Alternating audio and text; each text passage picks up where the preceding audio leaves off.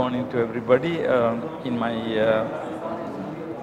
last week discussion, initial discussion, we looked at the definition of ethics and also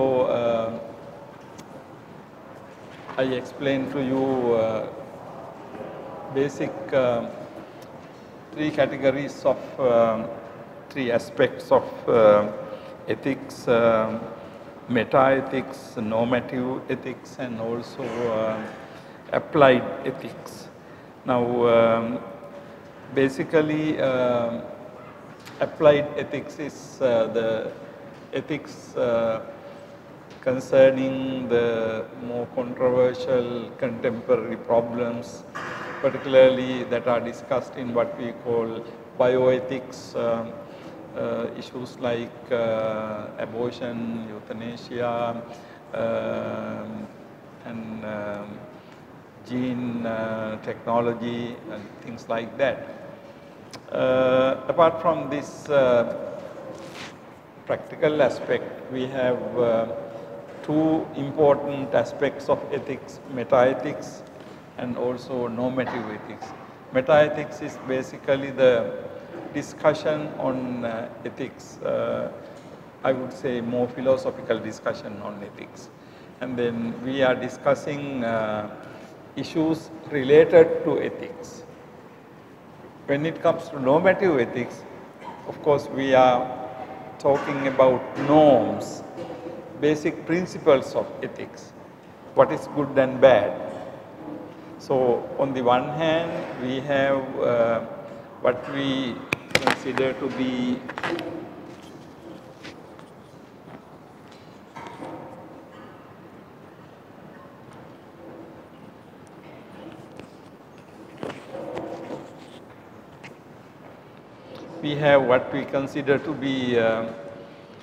good and bad, right and wrong, and what we mean by sila. Usually, different religions give different lists of what is good and bad, what should be done and what should not be done.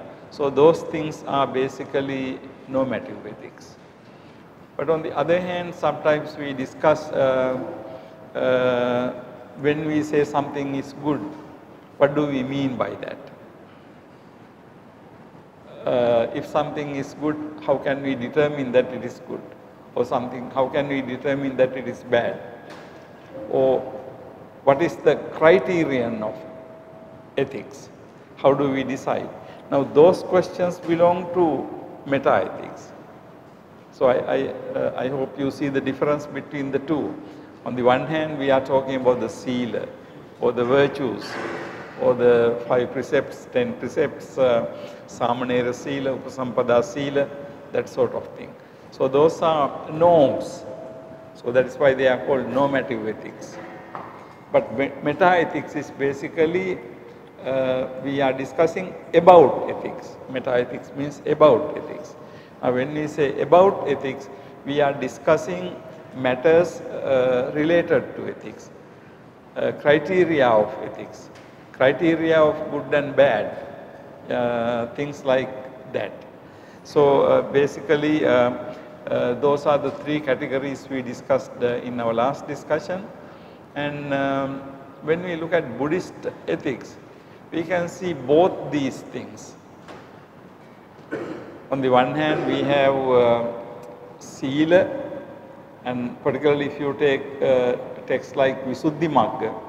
Visuddhimagga has so much, Sila Nirdesa. So, there are various categories of Sila.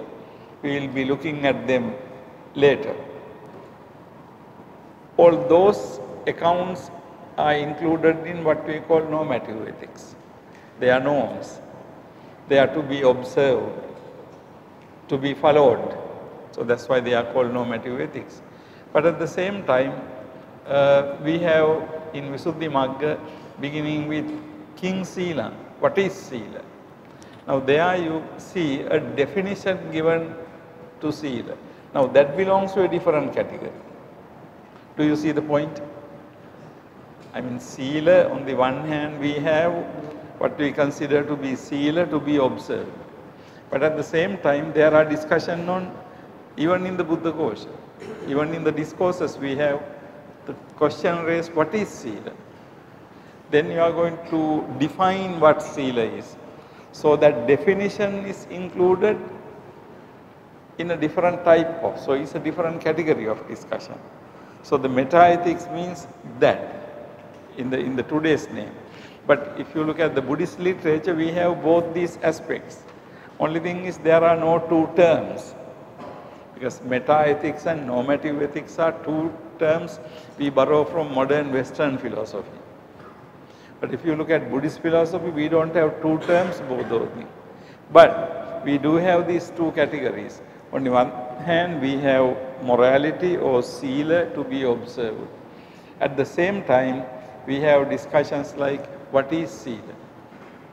Kenattena sila, king sila, what is sila?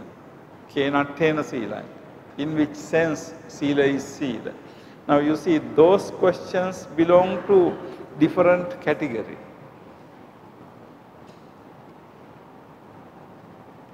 Do you see the difference between what I try to explain between meta-ethics and normative ethics?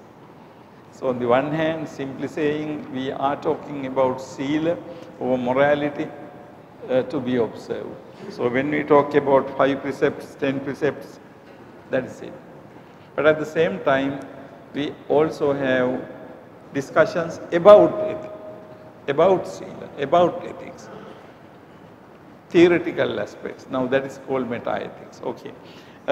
So moving from there, now that account, that analysis I introduced you to for the basic understanding of this subject, because when we talk about ethics, now ethics is part of philosophy.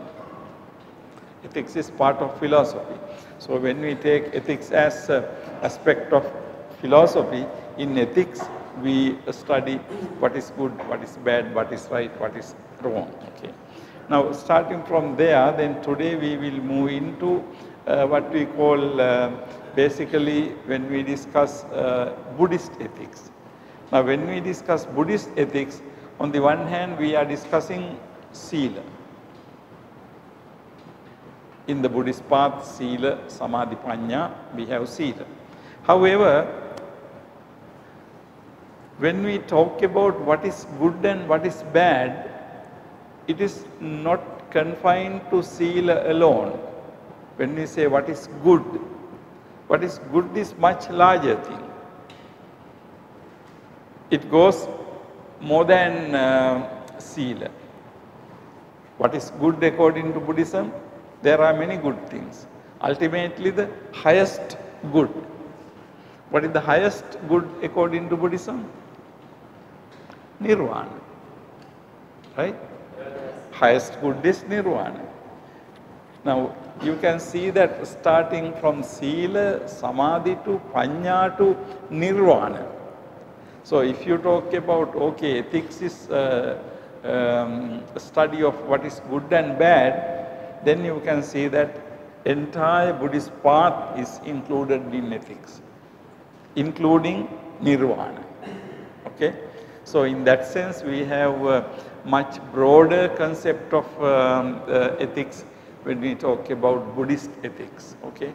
So in other words, in Buddhist ethics, we start our discussion with sila. What is good, what is bad, what is right, what is wrong. Now sila in many different contexts. However, starting from sila, finally we end up in what we consider to be the highest good according to Buddhism, attaining nirvana. Now before attaining nirvana, there are other good things. Like sometimes we talked about Sagga and Mokkha. Sagga is the heaven, Mokkha is the release, nirvana. Now Sagga, heaven, although it is good, it is in the samsara. Right? Now samsara, ultimately we have to go beyond the samsara when we realize nirvana. So which means that when we talk about good, there are different levels of good. being born as a human being is a good thing, right? But of course, human beings expect to be born in heaven, Sagga. And human beings and all those who are in the Sagga, everybody ultimately wish to attain final goal, the highest good, Nirvana. So you can see different grades of good, different grades of good. So all those things are also included in when we call Buddhist ethics, okay? Now, please ask if you have any questions in understanding this. Now, okay, this is what we discussed in our last discussion. Today, I would like to move into the background and basis of Buddhist ethics. Background and basis of Buddhist ethics. What is meant by this is, now, in order to understand the Buddhist ethics, what the Buddha said about Sila and the behavior, we have to understand, we have to have some knowledge about the religious tradition that existed during the time of the Buddha. And usually ethical aspects, Sila, comes in a certain context.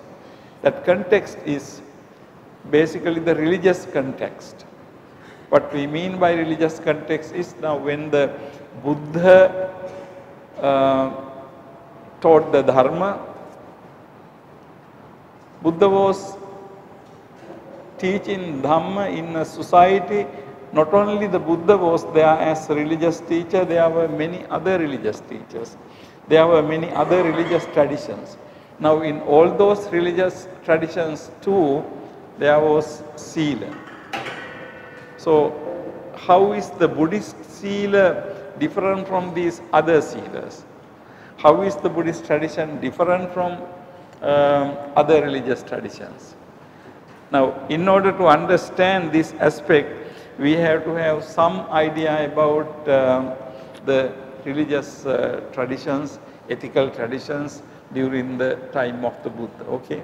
So, only knowing the Buddhist tradition will not be complete, will not give a complete knowledge to you. So we will have to have some understanding about the basis and the background. So that is the background. And then what we mean by basis, basis is like if you take any building, a building is constructed on a foundation, right? What we see is the building. You don't usually see the foundation. But of course there is a foundation upon which the building is built. Now, what is the basis of? What is the foundation of Sila? What are the basic assumptions? What are the basic beliefs that lie behind Sila? So that is what is meant by basis. So in today's discussion, we will look at the basis of Buddhist Sila, and also we will look at the background, the society, the religious society within which Buddhism arose in general, and also within which Buddhist Sila comes. So this is what we are trying to do today.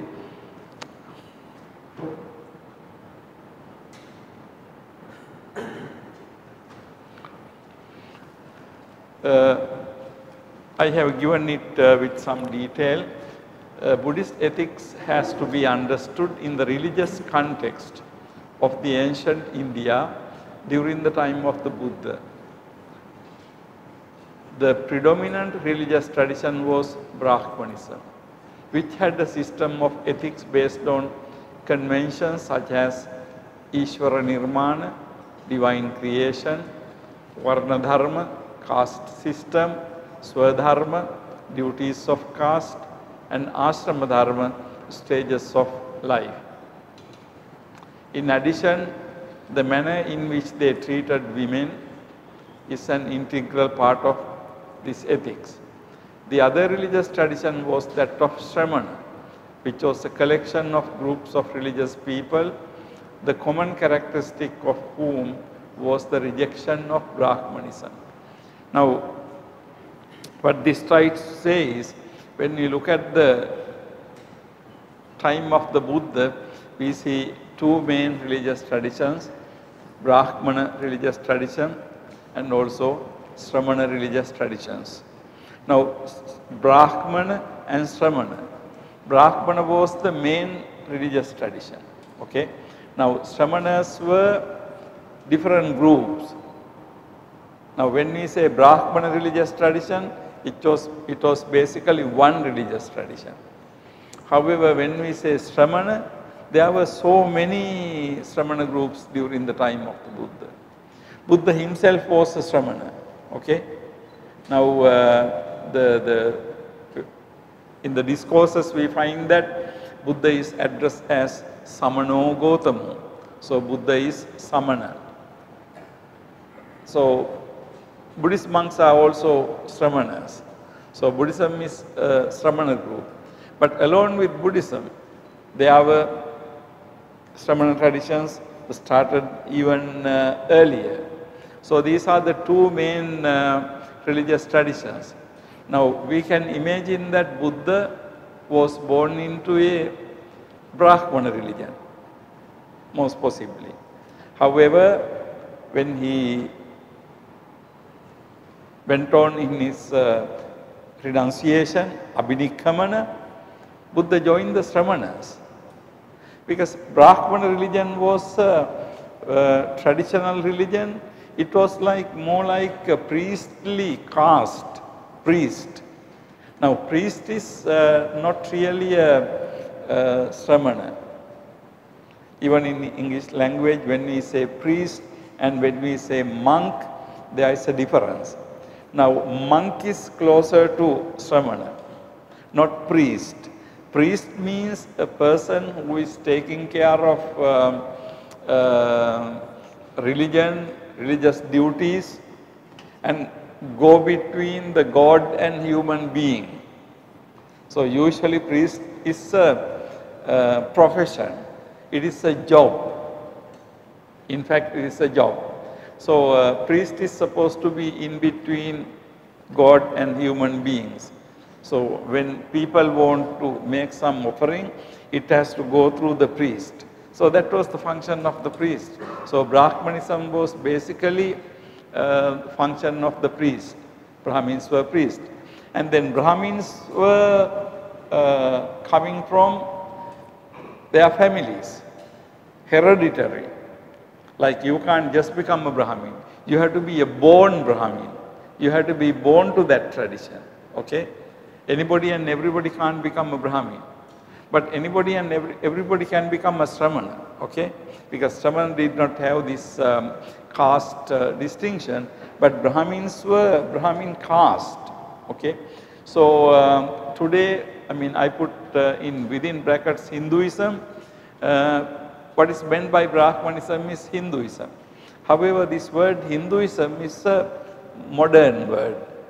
During the time of the Buddha or even after that, there was no something called Hinduism. Okay? Hinduism is a word and a concept that was created by basically very recently in the 19th century when the British came to India and they got India as a colony under them. So this is a kind of English concept. So historically we can't say that Buddha was a Hindu or Hinduism was there because Hinduism as one religion is something created recently. Brahmanism, the religion of the Brahmins, the religious system of the Brahmins was existed during the time of the Buddha. So we would, I think, historically more accurate to use term Brahmanism. And Brahmanism is a system of ethics. It is based on conventions such as Ishvara Nirmana. Ishvara Nirmana is divine creation. Okay, divine creation. Now, basically, the Brahmanic religion, the central view is the universe was created by God. Now, this belief is common to many other religions. In Indian context, it was called, in Pali we say, Issara Nimmana Vada. Issara means Ishvara, or God. Nimmana means creation.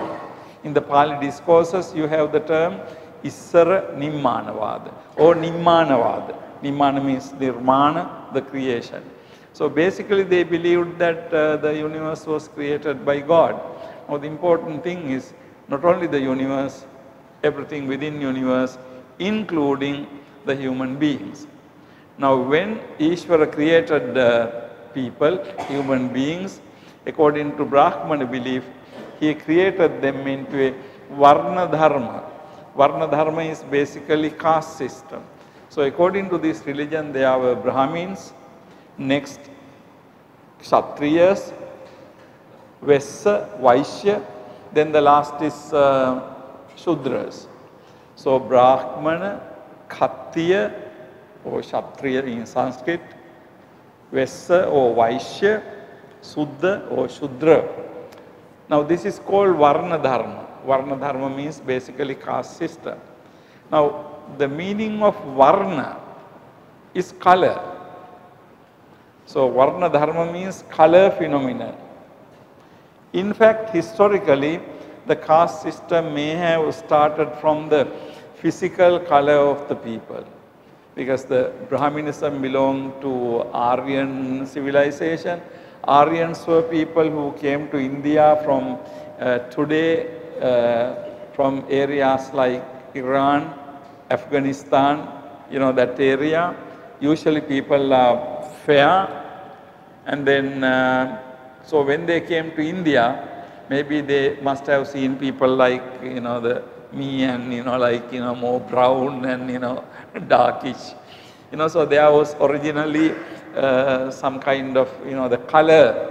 So, you know, fair color is considered to be better, and, you know, the dark color is not very good, you know, that sort of thing is something very old. So it may have started, we are not very sure, but it may have started from that belief. So it is called Varna Dharma. So Varna means basically what is meant by Varna is caste. So there were 4 different castes, and then these 4 castes were ordered in a hierarchical manner. So the Brahmins were created by Brahma's mouth, so they are the highest. And then Shastriyas were created by the hands, so they were second. And then the Vaishyas were created by the thighs, and then they were third. And the 4th Shudras were created by the feet, lowest. So you have this hierarchical order from top to bottom. And then also, now this is related to ethics. I mean, the good and bad, right and wrong were treated according to this hierarchy. In other words, certain things that are good or right for Brahmins were not right for good for, say, the lowest class. So good and bad, right and wrong were determined according to the caste system. For example, they had Varna Dharma and then Swadharma. Swadharma means the duties. So each caste had the Swadharma. Swadharma means it is on duty. For example, learning the Veda and reciting the Veda was the Swadharma of the Brahmins. However, if the Shudras were to recite the Veda, they were very severely punished. So you see, good or right thing is one thing for the Brahmins, another thing for Shudras. So therefore, when we look at the Brahmanic ethical system, we can see that it was based on Varna Dharma, caste system, and also the Swadharma. Swadharma means each caste had its own duty, things they should do. So according to this, Swadharma for the Shudras was to serve others. They did not have any other religious duties or anything, okay? So now you can see that the good and bad, right and wrong, the ethical system is formulated according to the caste system.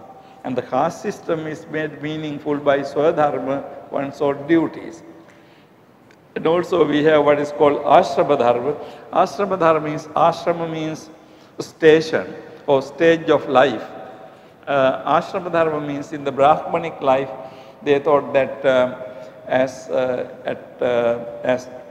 childhood, there are certain things to be. When you become young, there are certain things to be. When you become mature, certain things to be. When you become very old, there are certain other things. So the life was divided into 4 stages.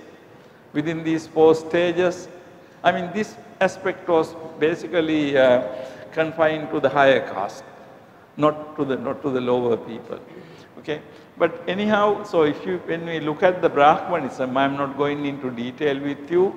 According to Brahmanism, the entire their ethical system, what they considered to be good and bad, right and wrong, was formulated according to these beliefs: divine creation, the caste system, duties of the caste, and also the stages of life. In addition, the manner in which they treated women is an integral part of ethics. Now again, even within, now you can see something very interesting. In the Brahmanic caste, the women were, of course, they were below the Brahmins. But then in all castes, women were lower. Now for example, a Brahmin woman can be higher than Shudra man or woman. But within the Brahmanic system, Brahmin woman was lower than the Brahmin. Within the Shastri woman was lower than the Shastriya male. So in that manner, the women were considered to be low.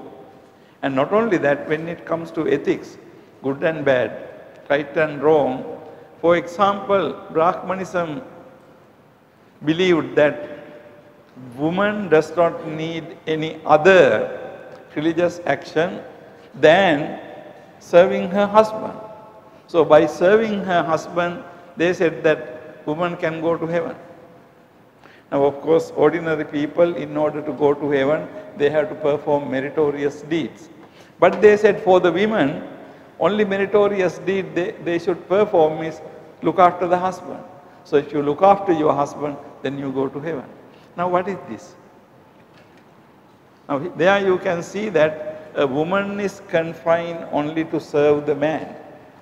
So the woman is below the man, and even religion, I mean, she doesn't have that much of religious, the practices.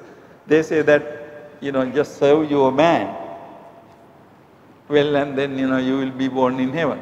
Of course, that doesn't mean that in Hindu tradition or the Brahman tradition, women are not observing religious, the rites and rituals. They do. In fact, their daily life, women observe more religious rites and rituals than men. That's a different thing. But basically, how they treated women is also a part of ethics. Because you can see that in the ancient Indian society, what is good and what is bad, what is right and what is wrong was treated according to some kind of hierarchical system. Now, you can see, if you want to contrast this with Buddhism, there is no such thing, right? If you look at say for example, lay people are supposed to observe 5 precepts, right?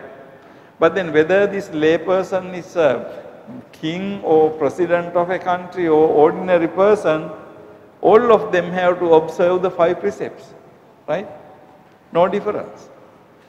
Now if you take Buddhist monks, among the Buddhist monks, there are younger people, there are more educated people, there are great Sayadaws, and but do they have a different Vinaya systems?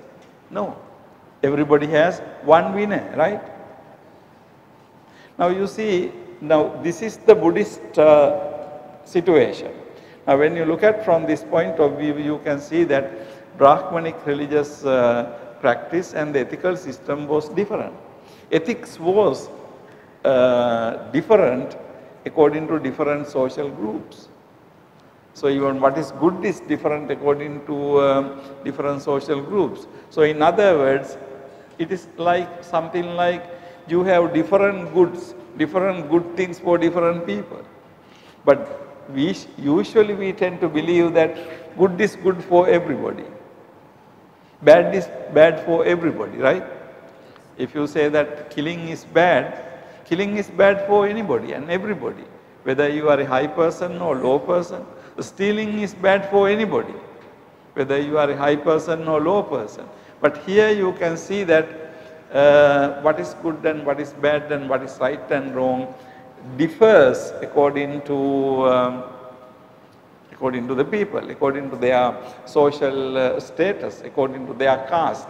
So this is the important thing when we think about this Brahman tradition. And the other religious tradition was that of Shramana, which was a collection of groups of religious people, the common characteristic of whom was the rejection of Brahmanism. Actually, all the Shramana groups were in common in rejecting Brahmanism. However, among themselves, they had many different religious views among the Sramanas. So, Shramana is not a one group. Sramanas were so many groups, but they were all in agreement in rejecting Brahmanism, right? So, when you say Shramana and Brahmana, Sramanas rejected Brahmanism. Now, when we say Sramanas rejected Brahmanism, one main thing is they rejected the caste system. They did not believe in caste system, right? Now, again, Buddhism is a good example. Buddha compared the sasana to the ocean, where to the ocean all types of rivers come and fall into the ocean and become the salty ocean water. And taking that example, Buddha said, all different types of people come into this sasana and then they become Samana Sakya Puttiya and Sakyadhita. Samana Sakya Puttiya, the Buddha's sons and Buddha's daughters. Now, when you say someone is Buddha's son, Buddha's daughter, that is the only name, that is the only identification. Whether you belong to which caste is not an important thing in Buddhism. Now, this was not only in Buddhism. All the other Shramana traditions, they did not consider Brahmanic caste system. So, they rejected Brahmanism. They rejected Brahmanic caste system. Now, in that sense, all the Shramana groups are one. However, although they were one in rejecting Brahmanism, they were very different in their religious beliefs. They are very different in their religious beliefs. Now, it is very important for us to have some understanding about these religious beliefs. It's very interesting. They had many types of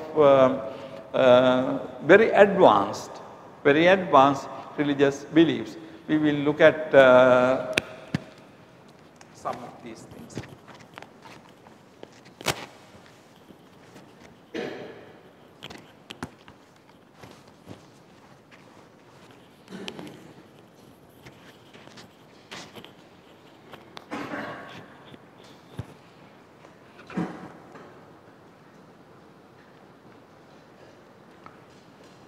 The Samanas held different religious views.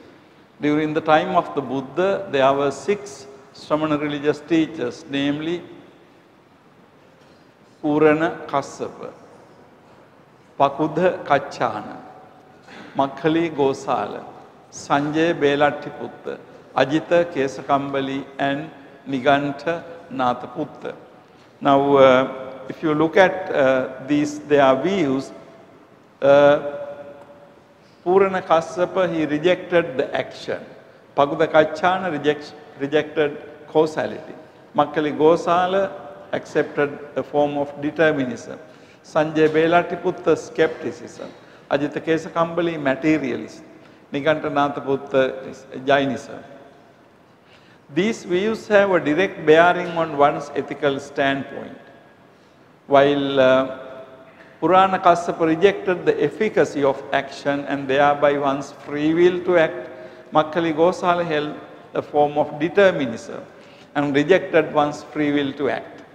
Pakudha Kachana's view rejecting causality also resulted in denying the efficacy of human action. Sanjay Belatthiputta was a skeptic and did not hold any definitive position on ethics. Ajitha Kesakambala, being a materialist, rejected all forms of ethical actions. Nikantanatha believed in the existence of Atma and also held an extreme view of ethics. Now you see, these different religious beliefs have something very important to do with ethics. Now when you do good and bad, right and wrong, you are not simply doing those things. Those things are shaped by your philosophical ideas, right? What you believe about human nature, about the world, and about human action. Now it is very interesting if you look at some of these religious teachers.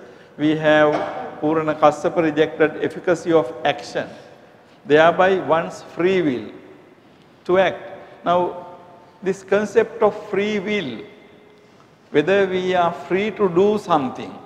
Now you can see some of these religious teachers rejecting the concept of free will. Now if we do not have freedom to do something, then of course we are not morally responsible for what we are doing. Now in order for us to be responsible for what we are doing, we need to have a freedom to do. Suppose I ask you to do something, pointing a gun to you. I will kill you if you don't do it. Then you do it. But are you responsible for it? No. Because you did it under threat. You did not do it with your free will. Now if the person did not threaten you, you will not do it. So that means you did not do it with free will, but you did it because you simply wanted to save your life. Now with that type of situation, we say that we are not acting under free will. So this concept of free will and also the concept of determinism. So on the one hand we have the concept of free will, and then the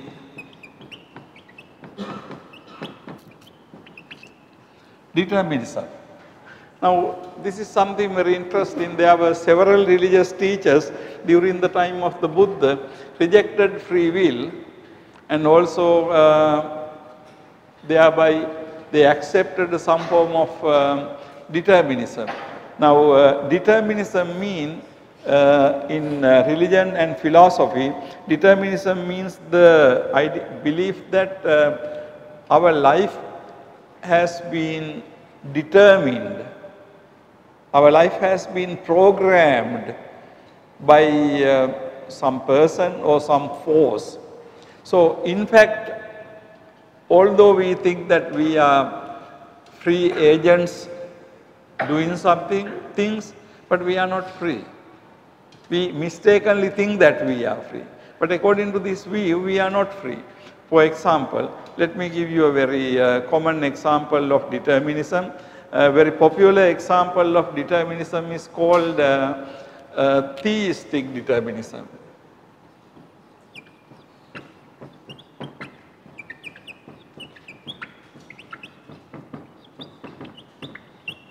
Now theistic determinism means, theistic means God-centered.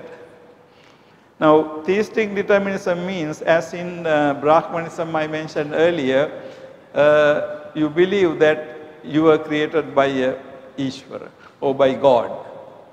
Now particularly we have theistic religions today, traditionally Judaism, Christianity and Islam. In our world religion discussion we come across these religions. Now in these religions, according to these religions, the universe was created by God. Now this God is considered to be omniscient. Omniscient means all-knowing. And omnipotent. Omnipotent means God has all the ability and powers to do anything. So omnipotent, omniscient, and also all-pervading. God is everywhere. So God is all-powerful, all-knowing, all-pervading person. Now, they believe that when universe was created by God, in the universe, each and every human being was created by God. So, why God created human beings? God has a purpose according to this belief. So, each and every human being's life is seen by God before. Okay? Now, according to this theistic determinism, our lives have been determined by God. Now, which means that if your life has already been determined by somebody or some force, then the issue is how can you be responsible for what you are doing? Whether you do good or bad, you are doing because you have been programmed in such a way that you have to do that. That's all. So ultimately it is not your free will. You are doing something because you have been programmed to do it. It's like, the programmed thing. So we behave and we think we are free, but actually we are not free. So according to this belief, theistic determinism, our lives have been determined by an all-powerful divine creator. Now, if you believe in that type of determinism, then basically what happens is you cannot be held responsible for what you are doing. Now, we call this the moral responsibility. Moral responsibility means when a person does something, the ownership of that action has to be accepted by the doer. So, how can you attribute moral responsibility to a person if the person is not?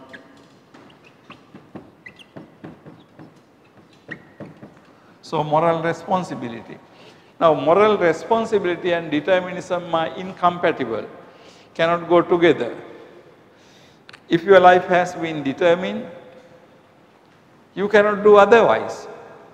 You cannot do differently. Whatever you do, somebody knows that you are doing it. Somebody has determined it, namely God. So, God is responsible for that, not you. Then there is a very serious case. How can we say that people are responsible for their actions? Now, this responsibility of action is something very important. Even in the law, the responsibility of action is not attributed to a person if that person acted under constraint. As I said earlier, if I do something under someone's threat, I am not free. So, if I were to taken to court will not punish me because I have done it under constraint, under threat. I can't be held responsible for what I did because under ordinary circumstances, usual circumstances, I would not have done that. But I did it because somebody else was threatening me, holding a gun behind me. Now you are not responsible because moral responsibility cannot be attributed to that person because that person acted under duress. Okay? So, therefore, the concept of moral responsibility and determinism is hard to go together. Now, there are various forms of determinism. One thing is theistic determinism. Now, something similar has been held in the Indian tradition and it also found among the Buddhists, namely karma determinism. In the teaching of the Buddha, in the discourses, we get this idea, sabbam pubbe kata hetuvada. So, the theistic determinism, and in the same manner we have sabbam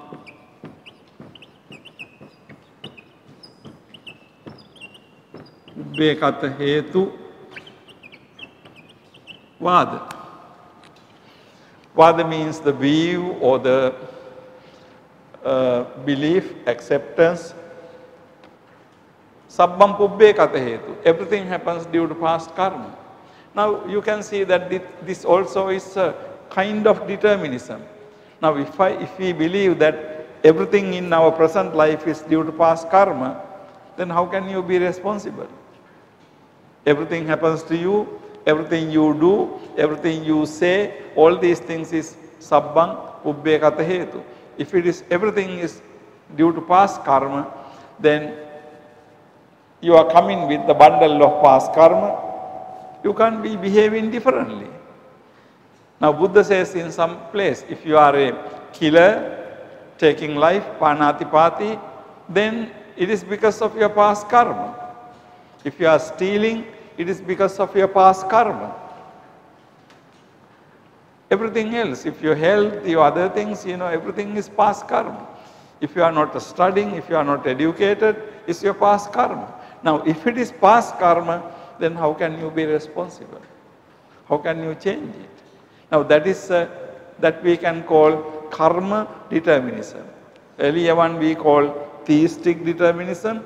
This we can call karma determinism. Now, karma determinism is another thing. Karma determinism means if you believe in that manner about karma, then of course you are determined that you can't behave otherwise. Now, there can be many different types of determinism. Now, these religious people, Purana Kassapa and Makkali Gosala in particular, Pakuda Kachana, when they rejected the efficacy of human action. Efficacy of human action means that human action is capable of producing results, and human action, when somebody does it, that responsibility is borne by that person. So, when all these things are rejected, what happens is ultimately you are accepting some kind of determinism, some kind of chance rising of something, believing in some type of what is called adhicca samuppannavada. In the Pali discourses we find it, view that things arise out of no causes. So now that type of situation is very ethically very serious. Now if you believe in something like that, determinism, if you don't believe in human action, if you don't believe that we have free will to do, then of course ethically it is very important that ethical actions are useless, meaningless. So it is important for us to believe, according to Buddhism, that human beings have free will. Free will means human beings have independence, liberty to do something.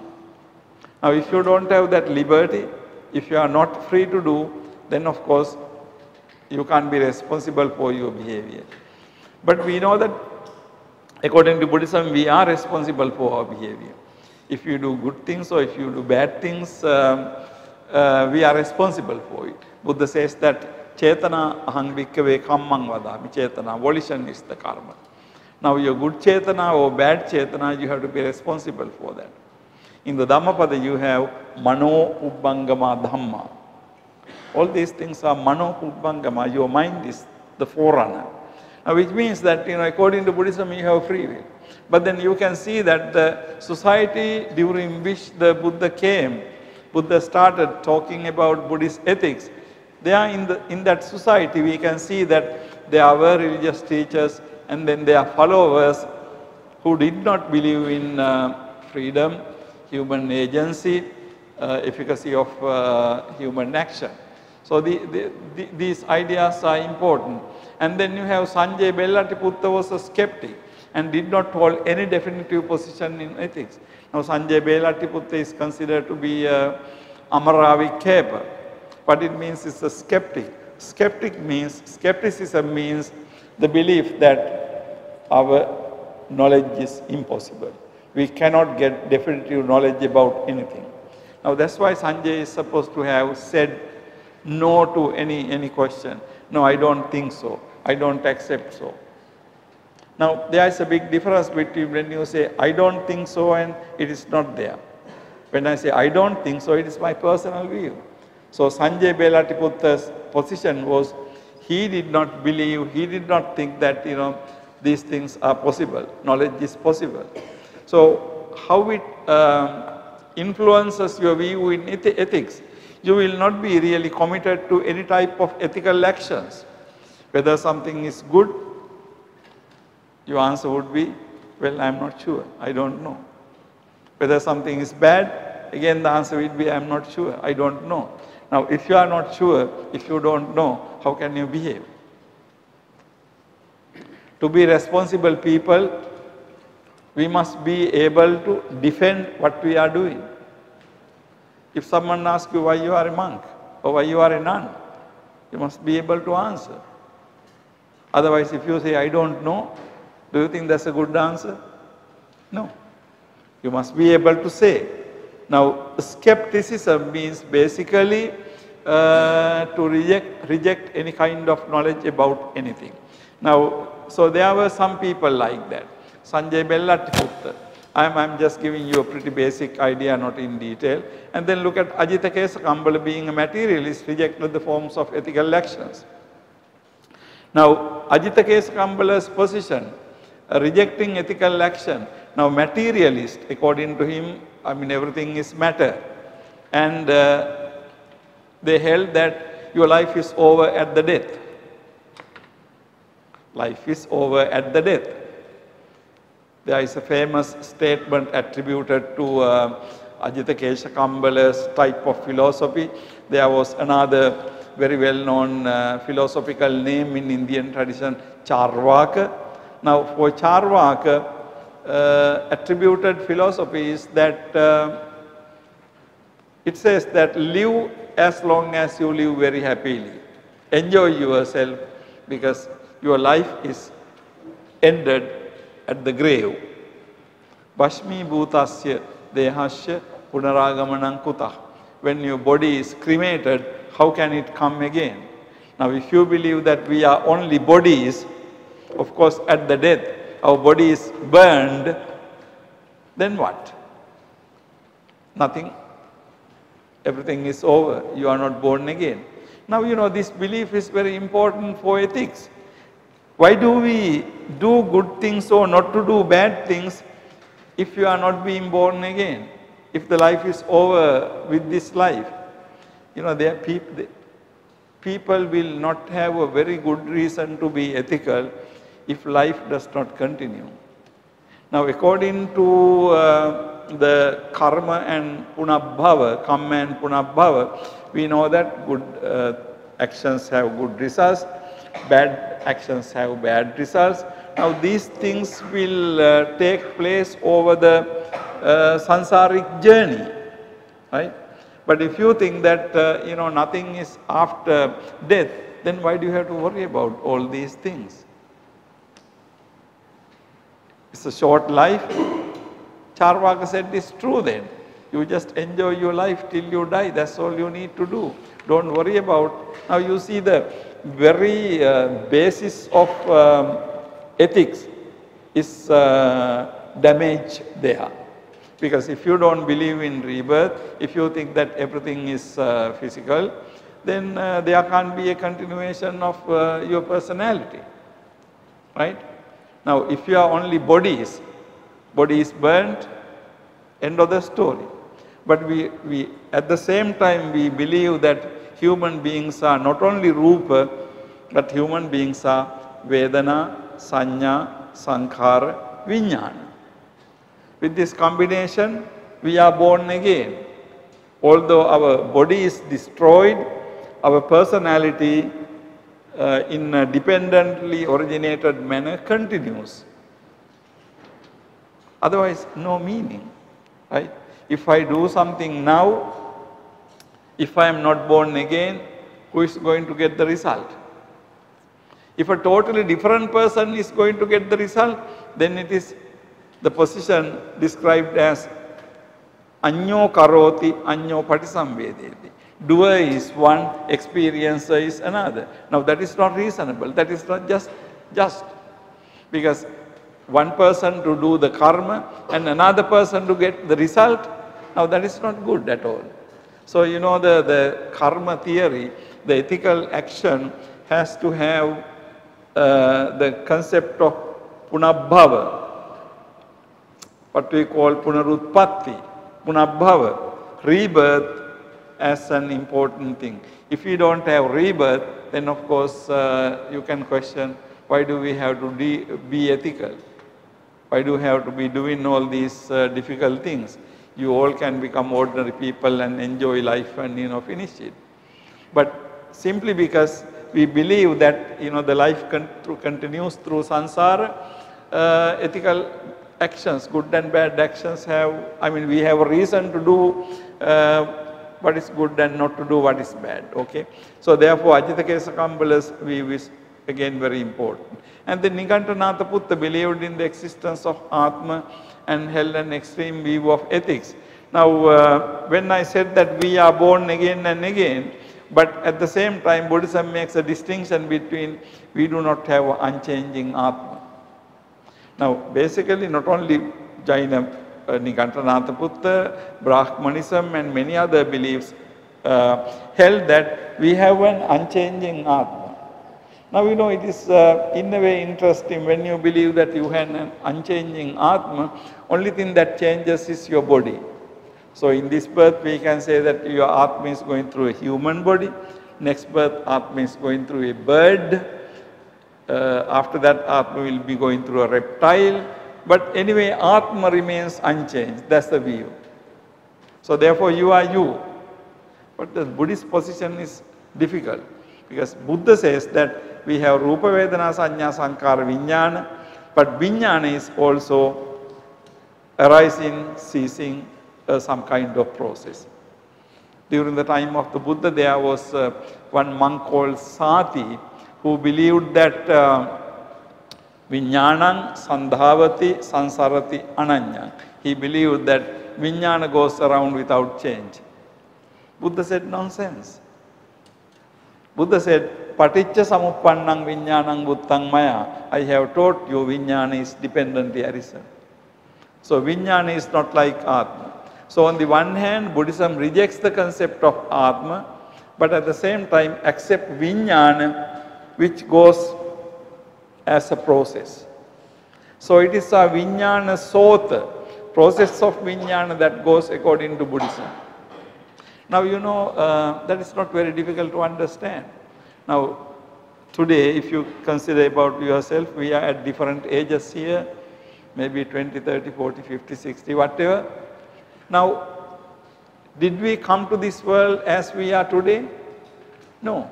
We just came to this world as very small infants, right? But then if you identify that infant with you, you say that I was born 25 years ago.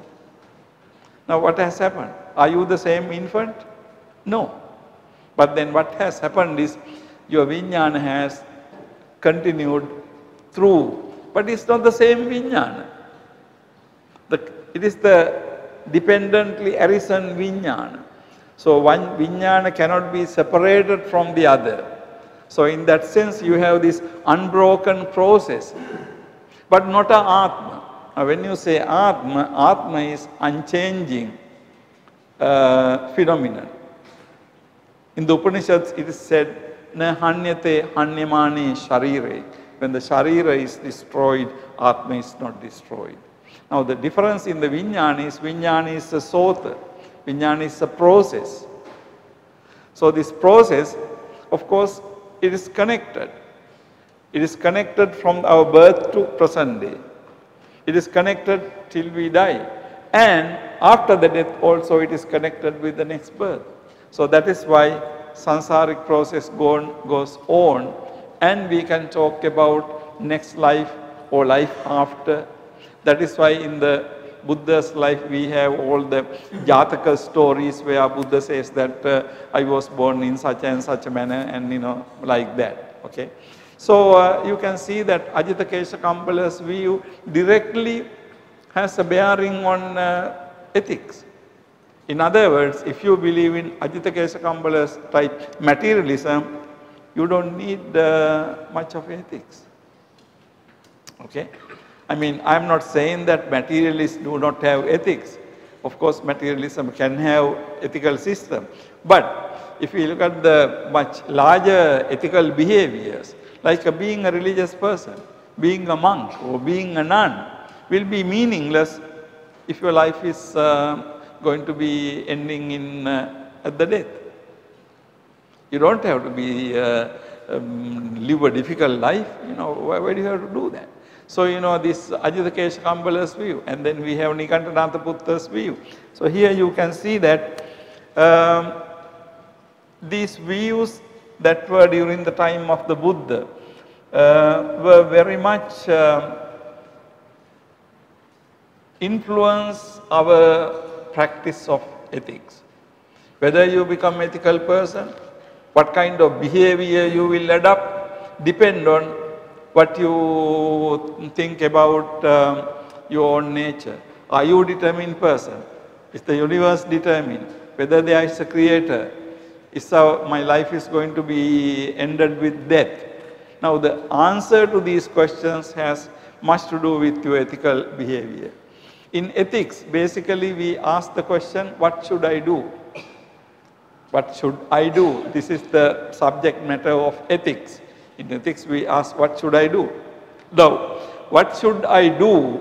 The answer to this question depends much on these beliefs. If you really do not believe in efficacy of action, if you do not believe in free will, your ethics will be different. So therefore, this background is something very important.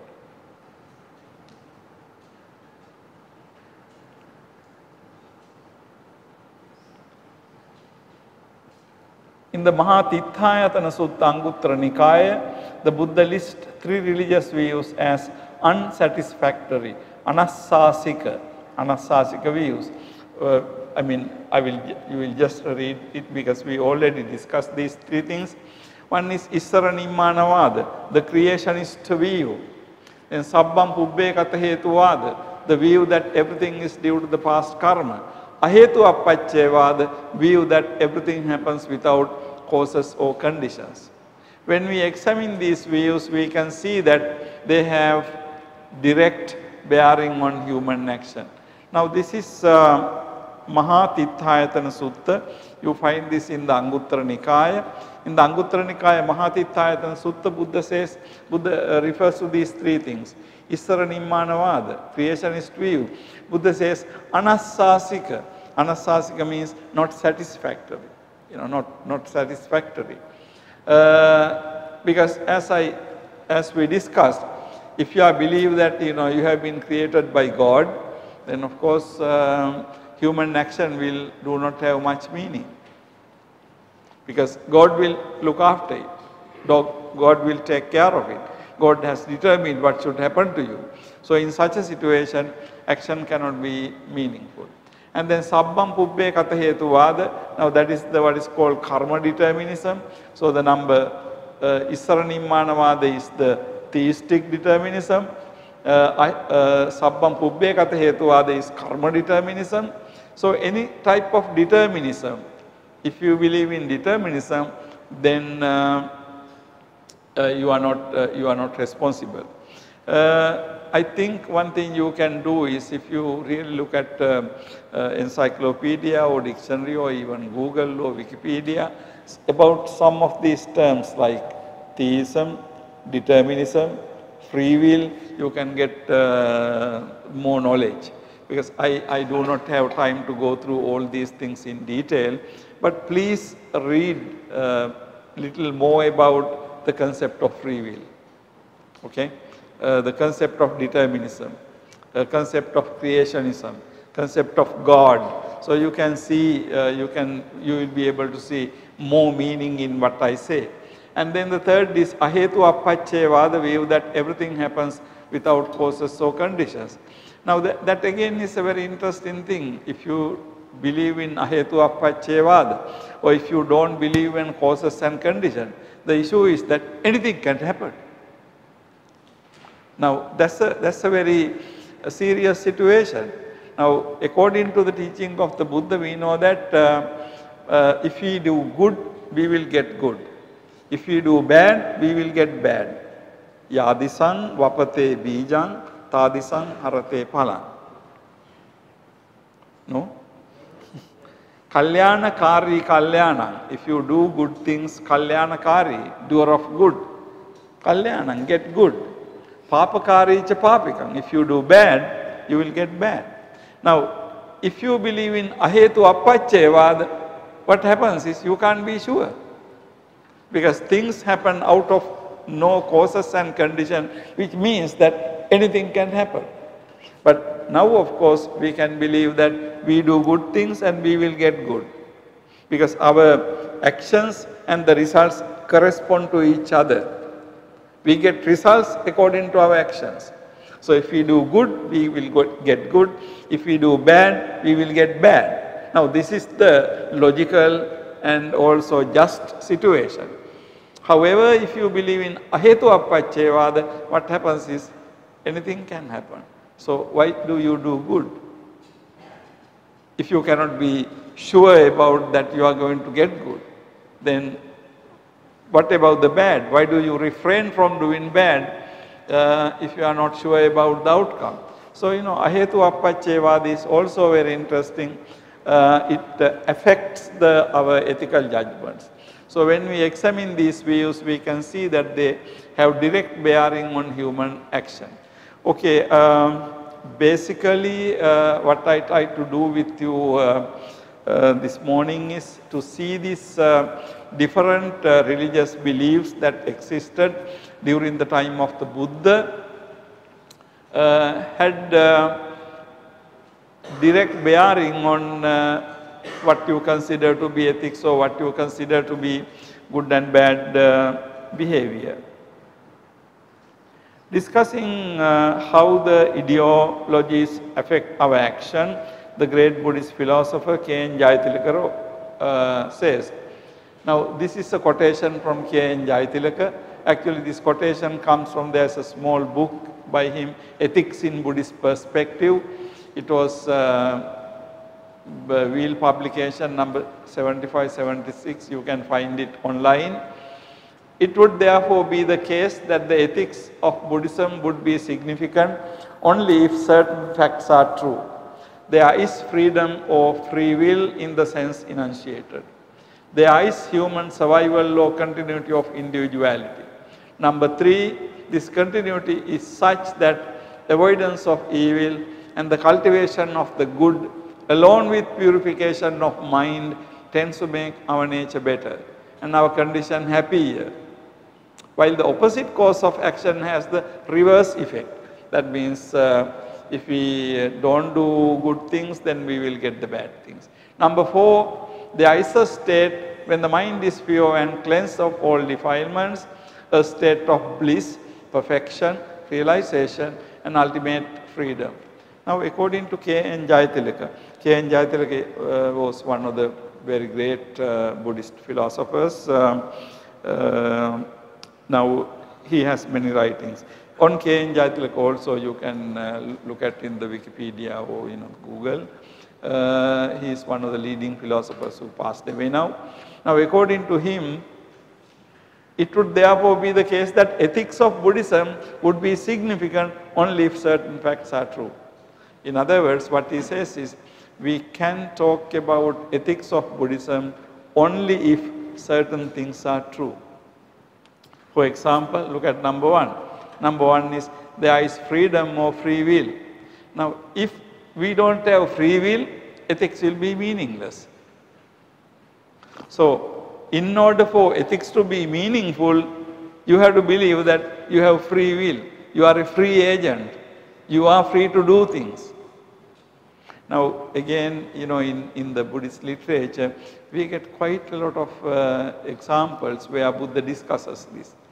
In one instance, a Brahmin comes and talks to the Buddha and says that he doesn't believe in free will.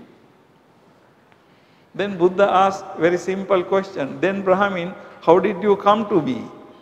And how are you going to with me? Are you not doing these things with your free will? Now this Brahmin came to the Buddha and said that he doesn't believe in free will. Then Buddha asked, then how did you come to me? Did somebody push you to come or you came on your own? So if you believe that you came on your own, then you have to believe that free will is there. So there are many discourses. I'm not going to discuss in detail. We might come back to some of these things later.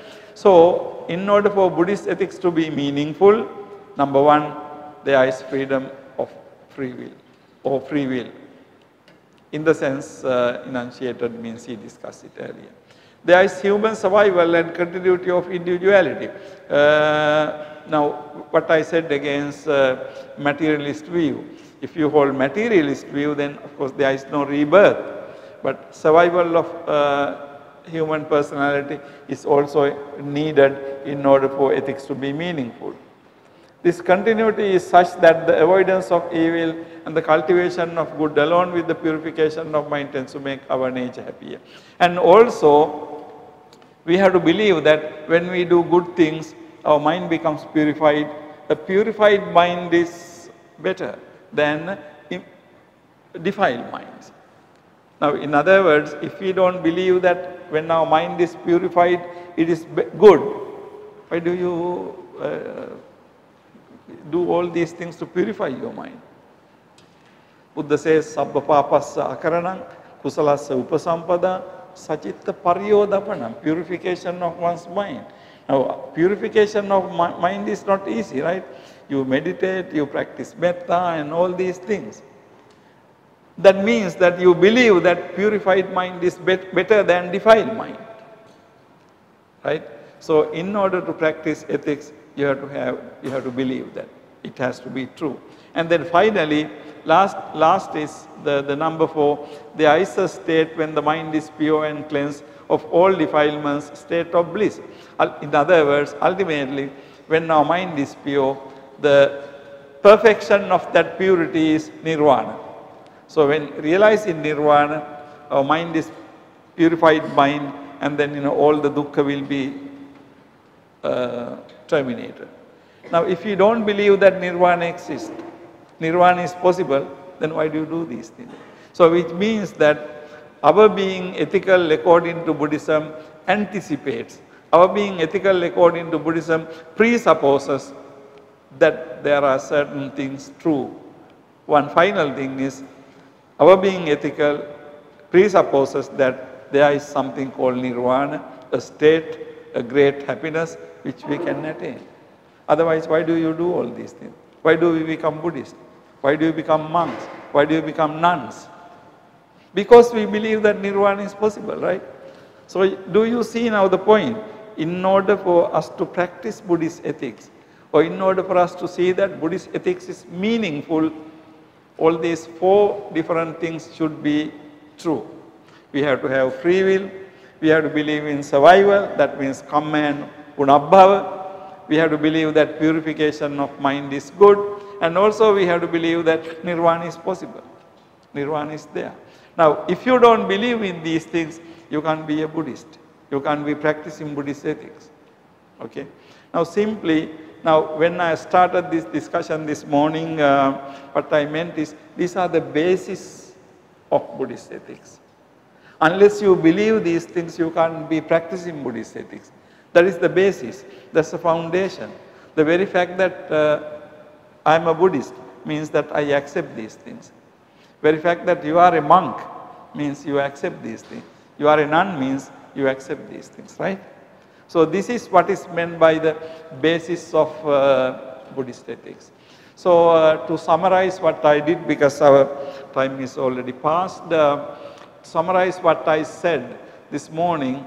Basically, I wanted to show you the Buddhist ethics or teaching of the Buddha originated in a particular religious context. In that religious context, religious teachers held many different religious views, like 6 religious teachers, and Mahatithayatana Sutta refers to another 3 different types of religious traditions. So all these religious traditions were there. So the Buddha's religion, Buddha's ethics, what the Buddha said about good and bad, right and wrong, actually is some kind of response to these things. Buddha rejected those views. Having rejected those views, Buddha presented the system of ethics. And also, if we accept Buddha's system of ethics, it presupposes there are certain things. We have to believe that free will is there. We have to believe that karma and result is there. Those things. So these provide what I consider to be the basis of Buddhist ethics. Okay, I'm going to wind up my this morning discussion. From that, we will continue more further. If you have any questions or comments or disagreements or agreements, anything, you can come up now. Yes, go ahead.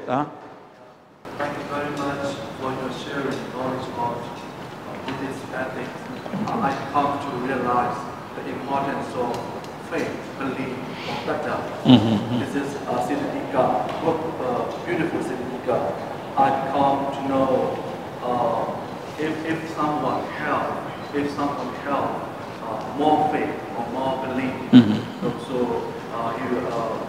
you will be more value on ethics, more value on Buddhist ethics. And if more value on more ethics, more pollution, good pollution, Sedana. And then more good pollution, more moral speech, and more moral speech, and more moral action. I've come to know and realize by your sharing knowledge. Thank you very much.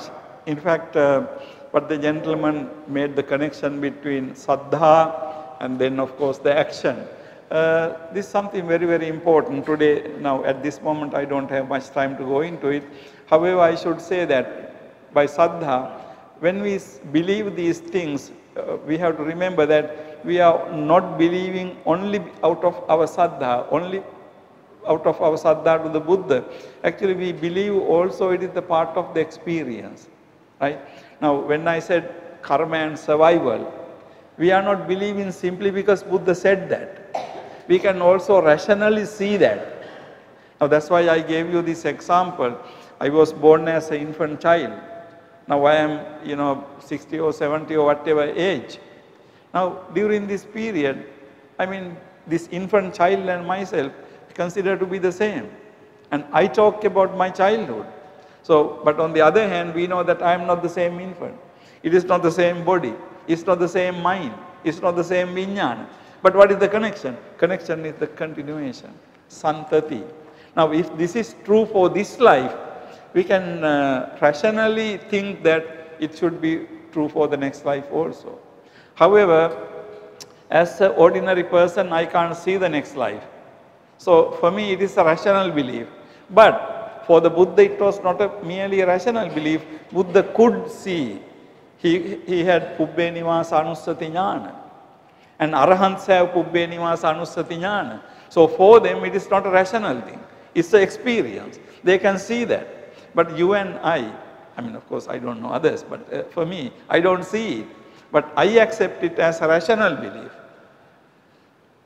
As a rational belief. But but Buddha has seen it. Arahants have seen it. All those people who have achieved Pubbe Nivasa, Chutupapata Jnana have seen that.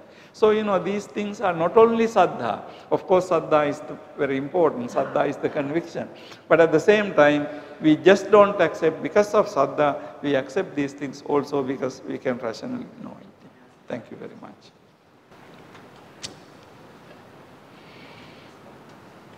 Yes, go ahead, Reverend.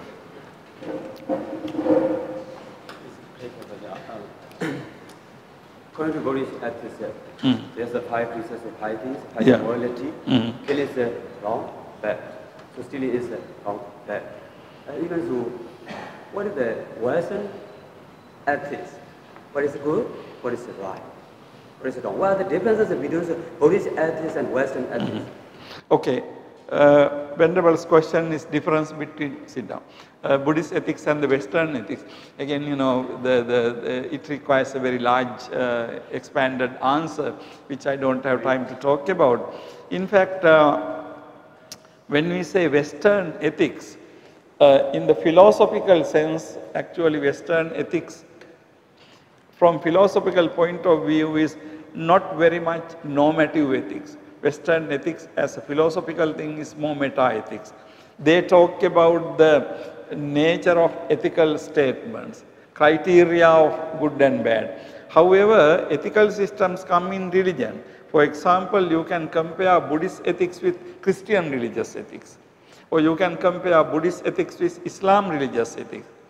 But you can't compare Buddhist ethics with Western ethics because, you know, Western ethics does not mean a set of normative ethics. Like in the 5 precepts, Samanera Sila, Upasampada Sila, we have normative ethics. When we talk about the philosophical sense, Western ethics or ethics in Western philosophy, we don't have that kind of list actually. We are talking more about meta-ethical considerations. But we can talk about compare and contrast the Buddhist ethics and Christian ethics, Buddhist ethics and Islam ethics, Buddhist ethics and Hindu ethics. This morning we don't have time, but you know, according to the availability of time, I will be discussing some of these things with you. Okay, then we will wind up for this morning. This afternoon we will be conducting the discussion on world religions, and we will be continuing with that discussion. So thank you very much for participating and asking questions. Thank you very much.